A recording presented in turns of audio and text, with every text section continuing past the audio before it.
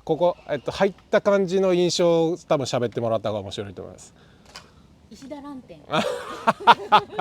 実験場実験場実験場。今日香りがまあ弱いけど、いや十分ですよ。シンビジウムがなんぞやでしょ。そうです。シンビジウムがシンビジウムがなんぞやでしょ。なんぞやですね。こうなんかね、それなりにもうこれを初めて買ってきました。買ってきました。でも何者かもわかりません。一応花が終わったことはわかります。はいはいはい。花はもう終わって切ったんです。はい。さあこれをさあ持った感じ、パンパンだな。これ観葉の感覚でいくと、植え替えするのかなっていう状態です。なるほどね。なんかバルブって聞いたことあるし。葉っぱってこれどんどん大きくなっていくでしょう、どうしたらいいでしょうかみたいな感じです。なるほどね。じゃあ手に入れてからの手順的なとこかな、お願いします。出回ってるシンビジウムっていうのはまあ綺麗に咲いてる状態だと思うんですけど、そうするとやっぱり私たち農家が3年ぐらいかけてもう精一杯の花を咲かせてる、状態の子だから、まあ基本根っこの中、鉢の中がパンパンの状態になってる、ガチガチの状態になってると思うので、これって最初の春にやっぱり鉢増しっていうのをしてあげるのが一番、鉢増しが一番いい方法になります。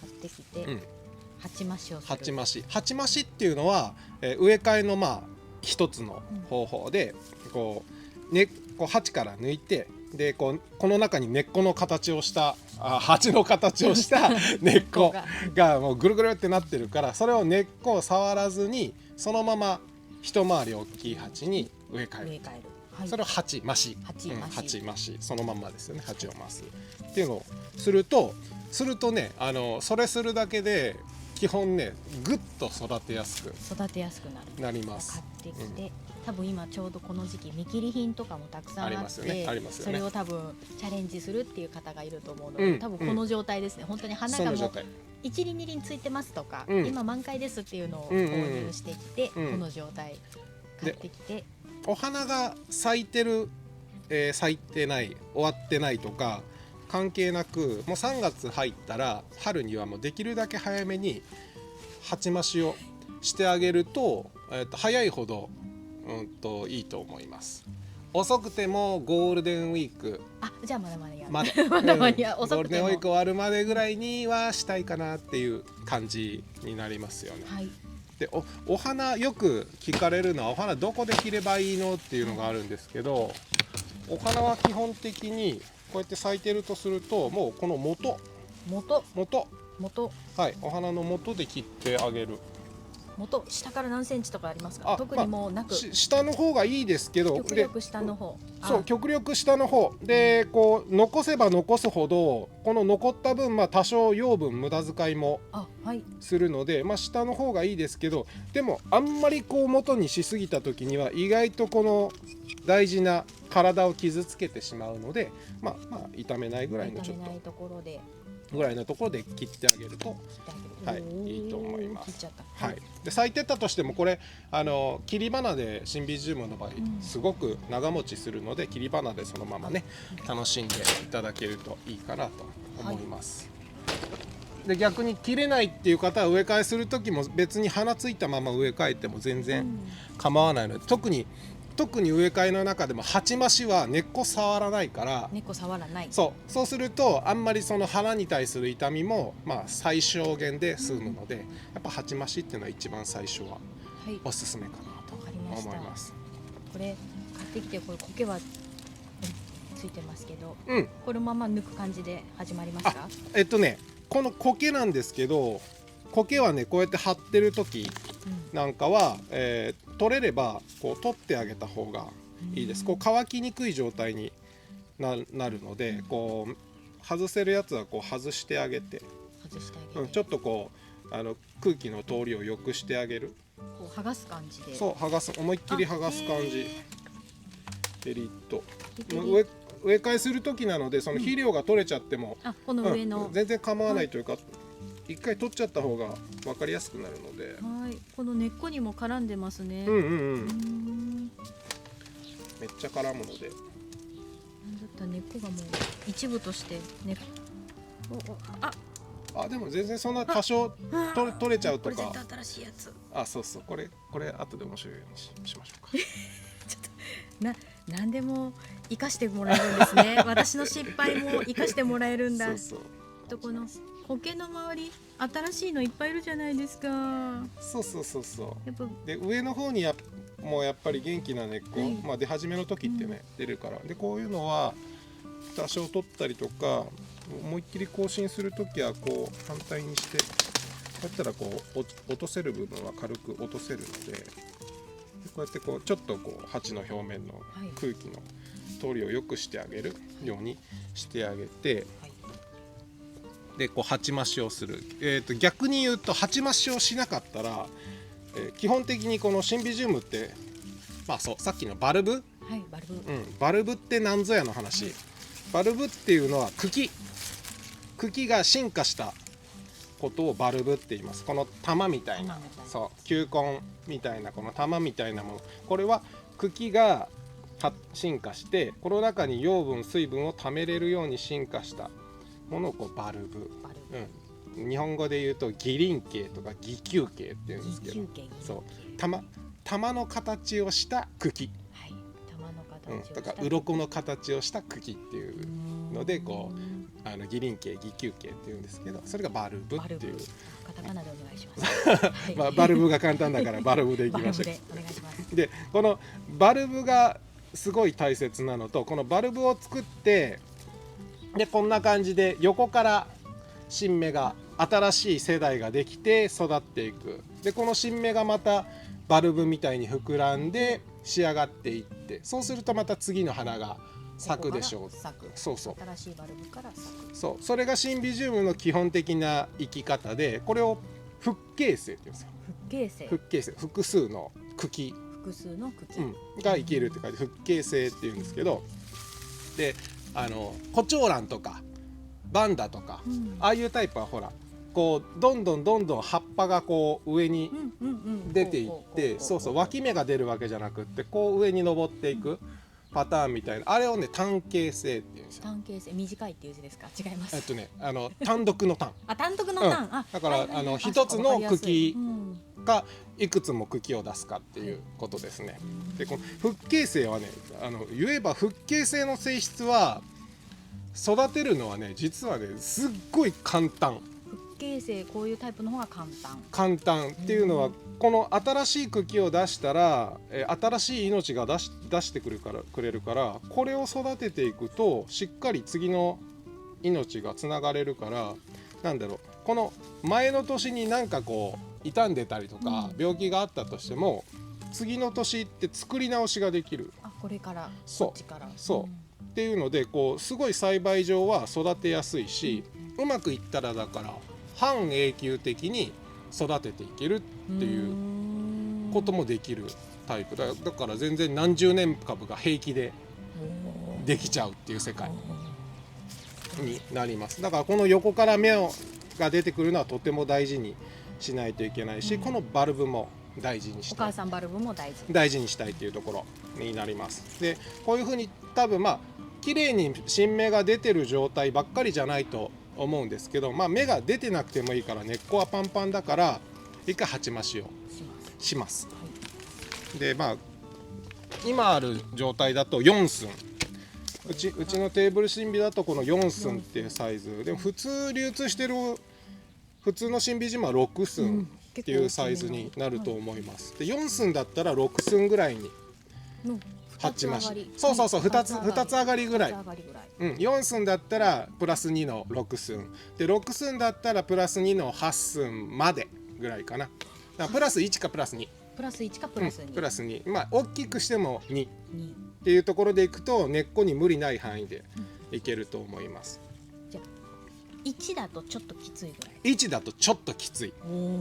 だからでもすぐに咲かせたいとか、あとは分かってる人でそんなにこう勢いがなさそうな株とかっていうのが分かればその一回りぐらいでいいけど、そうでも分からないからそういう、ね、初心者向けで考えたら普通は入れやすいようにプラス2ぐらいにしとけばの方がいいですよ。安牌、ただここでただなんですけど、鉢を大きくすればするほどその分葉っぱも体も大きくなるイメージは持っといた方がいいです。があんまり大きくしたくないっていう方はそんなに大きくしないプラス2のところをプラス1で止めとくっていう方が良かったりするのはあります。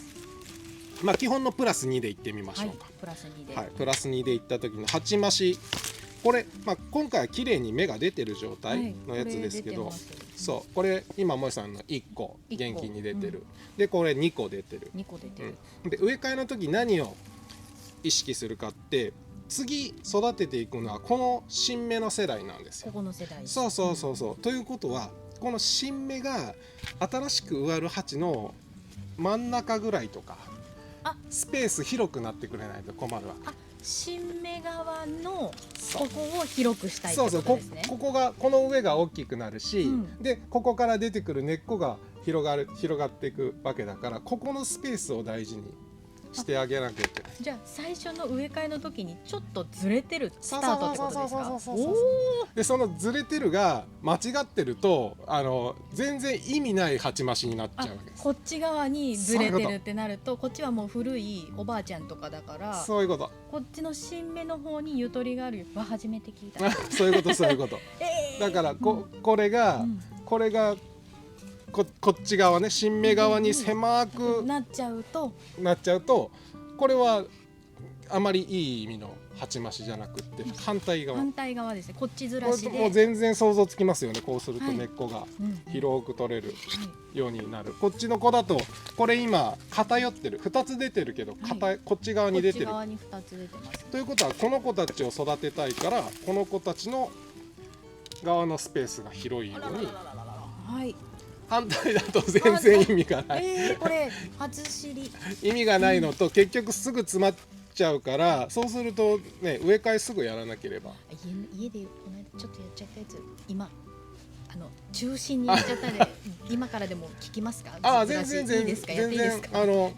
触らなければいいだけなので。触らなければ一回出して、ちょっとこっちにずらして、こっちに土を詰める、用土を詰めるっていう感じで。そういう風にしてあげるといいと思います。これ今幸いなことにこっちも新芽出てるのがわかるんですけど、私まだ出るかな、どこかなっていうやつをするって場合はどうしたらいいですか？どこから出るかわかんないというか。どこから出るかわかんない場合はもうこのお母さんのお母さんができるだけ真ん中になってどっちから出てもこっちとこっちってことですか？そうです。だからでもこれでいくとその芽が出てない状態を考えたとしても、そうするとこのお母さんがいるでしょ。だからお母さんができるだけ真ん中に来るようにして、お母さんのどっち側から、この右か左どっちかからしか芽は出ないので、このどっちから出てきてもある程度大丈夫な角度。そうするとでもあんまりこの子を中心に据えてるのとあんまり変わらないぐらいのあれにはなりますよね。ぐらいでいくとどっちから出ても多少大丈夫な感じにいけると思います。じゃあこのお母さんっていうのはもちろん花がついてたやつですね。今年花がついてたお母さんですね。お母さんですね。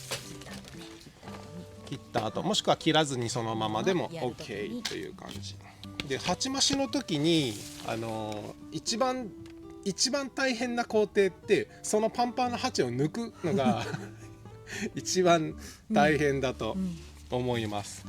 でそういう時はね、だいたいこのゴムハンマーとか金槌とかやっちゃうとそのプラスチックの鉢割っちゃうので、できればこういうゴムハンマーみたいなタイプ、でこういうヘリがあるようなタイプだったらヘリ叩くとかでいいんですけど、でもそうですね、ちっちゃいのだとこのヘリがないのが多い、ヘリがないから、ヘリがない時はこれはシンビジウムってなんていうのかな、ポニーテールをまくし当てるじゃないけど、こういう風に持ってあげると折れないので、うやって持っちゃっていいんですね。そうこれをこういくと折れるからこう下からいく分にはで多分全部を掴むって手の大きさがいるので掴めれる範囲でいいからこうやってね持つとか、あとバルブとの接点をこう上手にこう、持ちながらいくと傷めずに触れて、でこれを叩く時に上から叩くんじゃなくってこう持ってこの上から下の方にここ萌さん、硬いとこ土台があるといいんだけど、これをこう下向きにいくと結構いきますね。下向きに、下向きにこう叩き下げる。ほらもう外れる。思いっきりやっちゃっていいですよ。怖い。でこう上から下にねかすめながら下げるようにするとね、そうで、いや鉢から抜くの大変なんですよ。ちょいいですよこっち。嘘でしょ。こう下にそれでねうまく取れないときは逆にこう向き変えて、で反対側でやってみる。反対側もですね。どうしよう。これで取れなかったら。いくほら。本当ですか。もう外れてるよ。もうヘリをじゃあこれで次にこのヘリコンコンと打ってるね。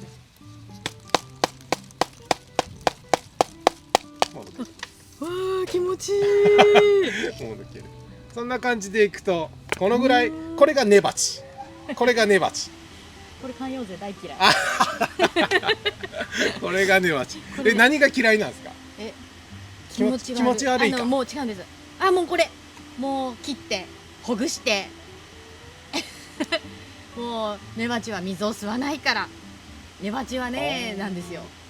なんでもう観葉だったらあらかた全部落としてチョキチョキチョキチョキしてズボです。逆なんですね。これがいい。これを生かす。そのままこれをそのまま生かす。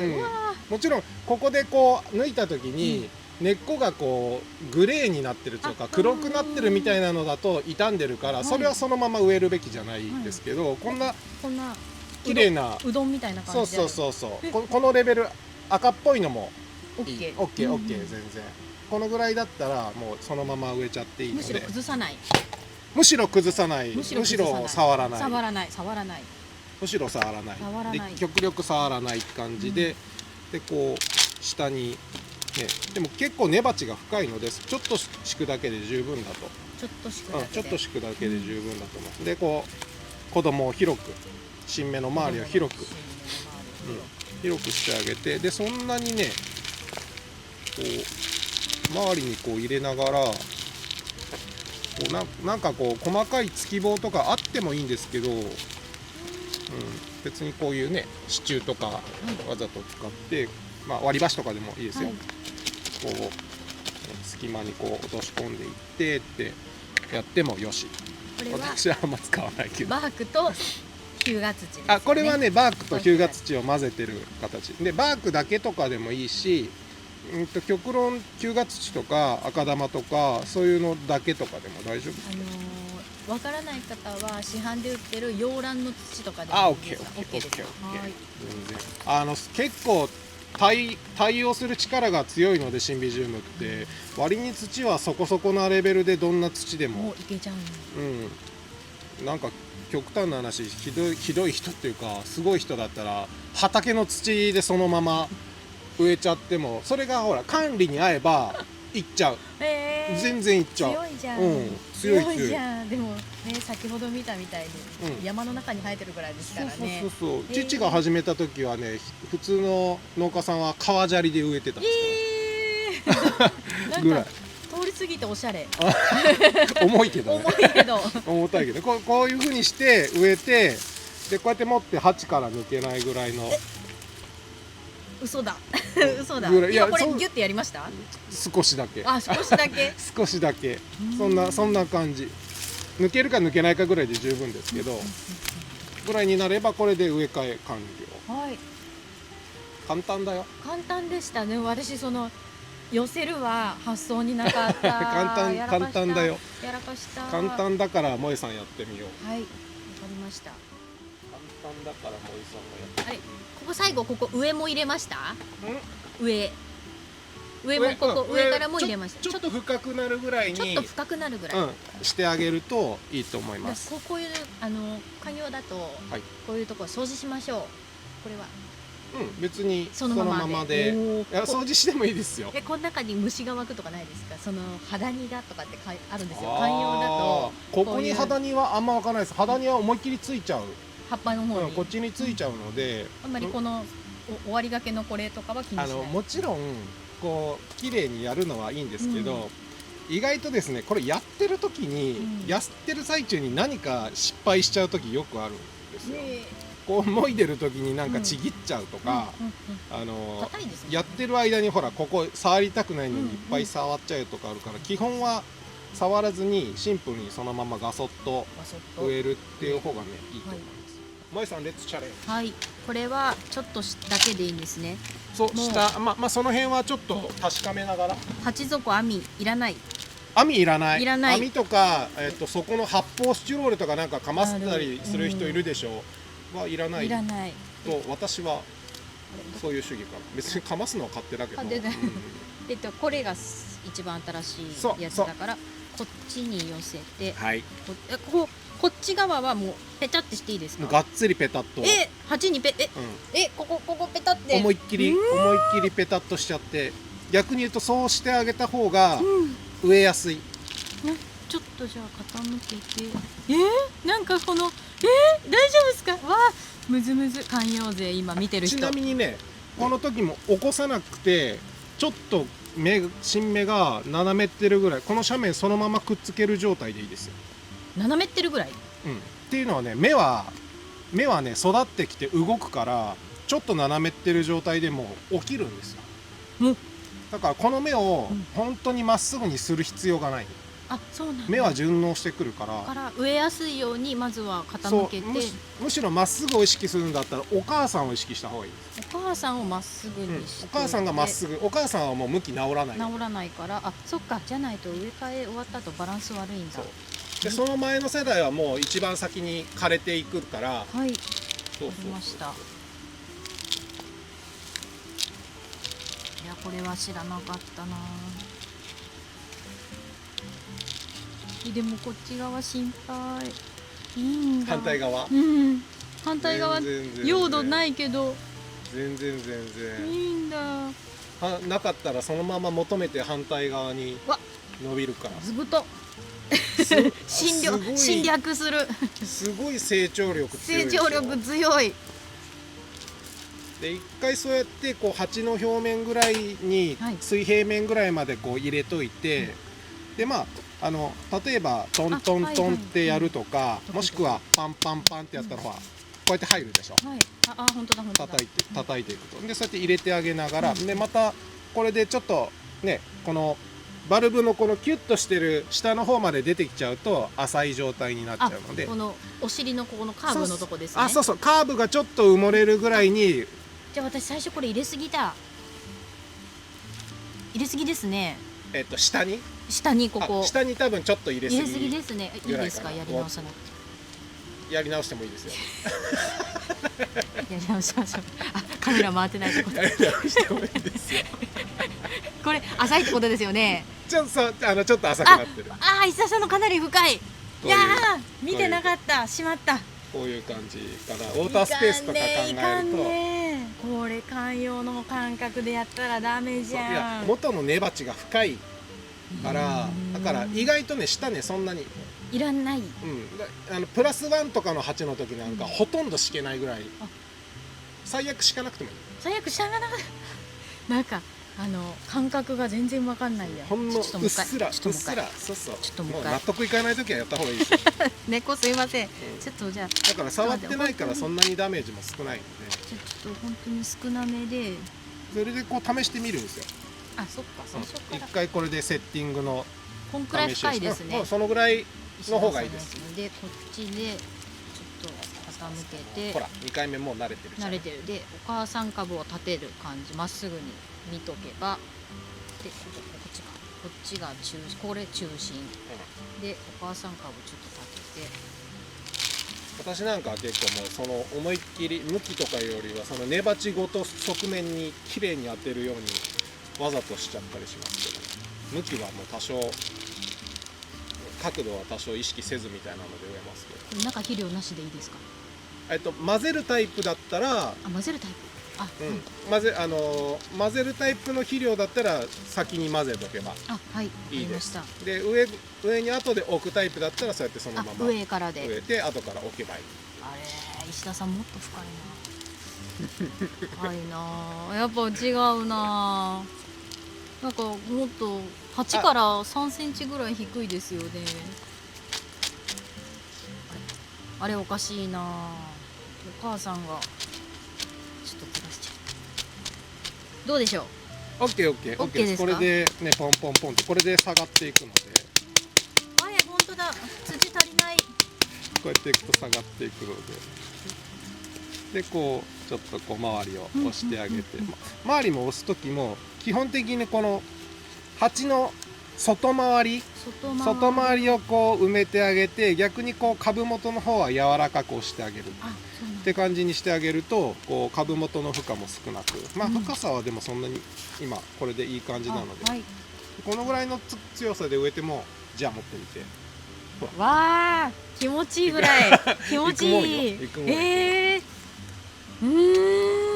こうやっていくとスポンってならない。もう普通ちょっと詰めるぐらい、ほんと神経質にやりすぎなくてもこのぐらいでいいかなと、私は思って、その辺は結構皆さんの好みとかね、ついなんかやるけど、こう割とこの植え付けるその土を入れる圧力で根っこを触ってるのと一緒のぐらい、土がギュッギュッギュッってこう根っこを触っちゃうみたいなのもあるので、私は結構空気を大事に考えるから、そのぐらいもうほんと抜けるか抜けないかギリギリぐらいのところで十分じゃないかなと思ってます。こんな感じでいくと、これでもう鉢増し完了、で植え付けた時の一連の流れでいくと、土ってやっぱりこうどんな土でも細かい粒子がついてる、くずがついてるじゃないですか。ネコチップとか珍しくあれ全部洗い流してますけど、普通ついてるもんだから、これ植え付けたら1回ダーッと流すとこう、それはもう大の得意ですね、汚れが出てくるじゃないですか。で1回流します。流すと1週間10日ぐらいちょっと陰目のところで、ちょっと陰目ぐらいでいいと思います。で乾かすしばらく、そんな植え替えしたばっかりで可愛がるように水やりをしない乾かす。それは室内、今からの時期外、室内でも外でもどっちでもいいですよ。温度取れるんだったら室内の影の方がいいかなって感じは。温度優先で室内の影、温度の方が動きは早く、根っこの動きが早くなります。そうか暖かい方が。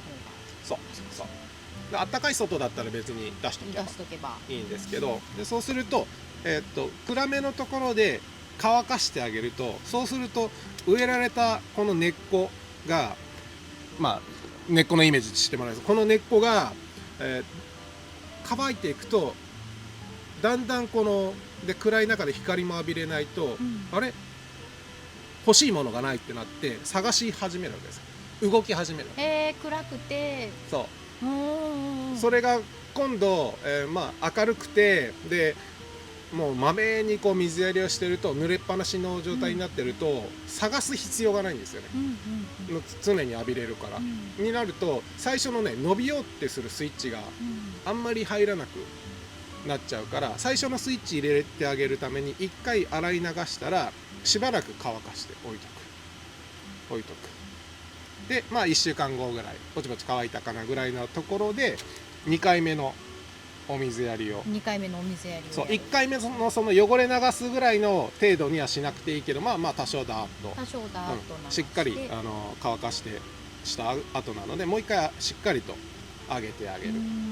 でだんだんこう根っこも伸びて、今度水を吸うようになってくるので、成長とともに乾いてくるから、だんだんその水やりが、最初が1週間10日だったのが、次も1週間かもしれないけど、その次は6日になるかもしれないみたいな感じで、自然と多分ねだんだん頻度が上がってくるのが普通になってくると思うので、それと同時に春からどんどん夏に入っていくみたいなイメージ。そうですね。だからそれ基本的に最初は乾かし気味でいくけど、だんだん増えていく。乾いたらたっぷりとっていう基本を変えずにって感じにいったら、根っこがシンプルにこうスーッと伸び始める。じゃあ肥料はいつあげるかっていうと、1回洗い流して1回置きました。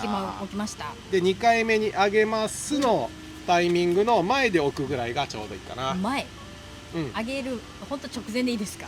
それともあげる 2,3 日前の前ですか？あげる直前でいい。あげる直前、2回目のお水の直前にパラパラっとモルコートなりなんなりをやって水をかける。っていうのは、なんでこんな細かいあれなのかっていうと、1回目を例えばダーッと流した後に肥料を置いちゃうと、肥料ってその水で濡れて溶け始めるんですよ。で1回目思いっきり乾かすから、だから1回その表面で濡れた肥料がじわーってこう特濃状態で肥料分が出始める状態になるから、でその後2回目流す瞬間にその特濃のやつがこう流れ落ちると、伸びようかなって行こうかなって思った根っこにもしかしたらこうそのなかなか濃いめのやつがかかっちゃったりすると、その初期で傷めちゃったりするから。疲労焼けってやつですか？そうです。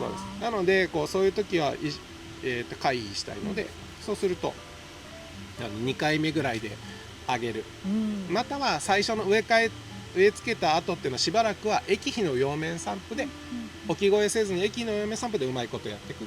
葉面散布、シュシュシュとかですか？だから根っこから吸わせるんじゃなくって葉っぱから吸わせる形で初期は育てていくっていうのもまあありっちゃあり。初期ってどのくらいを初期って言いますか？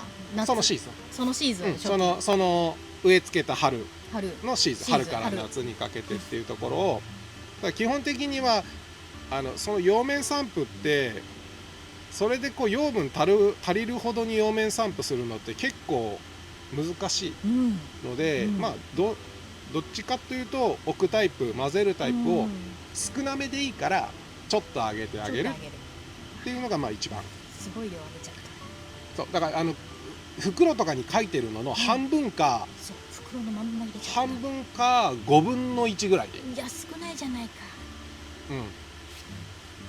なんだったら花咲かじいさんみたいに上げてましたよ。バッシャバシャバシャバシャ。調子が良かったらそれ吸えますけど、調子が良くなかったりするとそれ吸い切れないので。いややっちまった。そういうのでこうやると、まあ、ちょうどいいかな。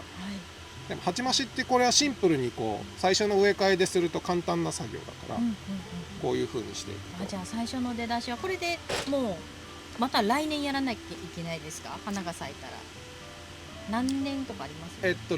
まず前提として次の花が咲いて買ったものとかいただいたものが次の年に咲く可能性は相当低い。おお、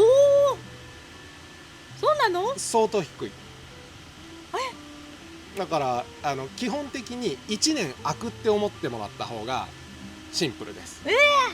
だからあまりだから次の年に咲かないって時にがっかりしないでほしいです。